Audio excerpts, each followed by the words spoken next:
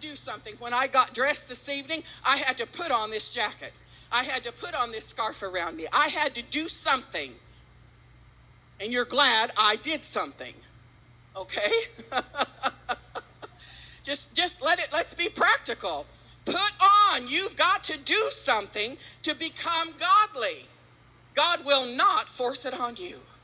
So we must nurture the mind of Christ. We must live, and you've heard me say this before when I've been here, we must live in a God-conscious state of mind. Be continually in that dialogue with God.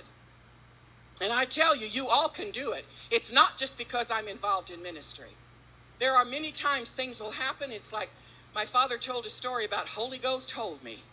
Back in World War II, which I was born after that, but in World War II, my father was a welder in a manufacturing company for the government.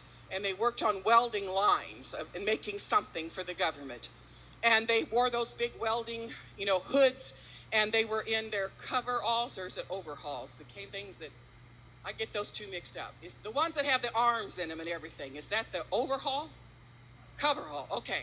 Anyway, he was wearing those, and they would be striking the arc. I'm talking from his verbiage. I know nothing about it because I'm not a welder.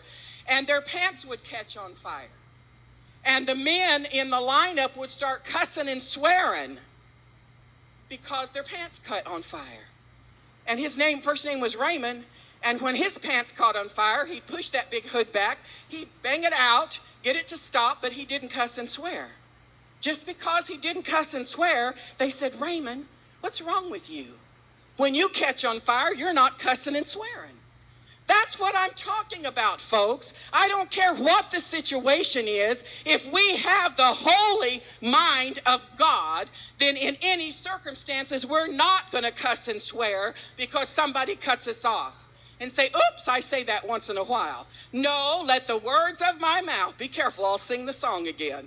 Let the words of my mouth and the meditation of my heart. So no matter what the circumstances, and this is what he would say, Holy Ghost, hold me. And that became kind of a humorous thing in our family. When there was something going on, it was like, Holy Ghost, hold me.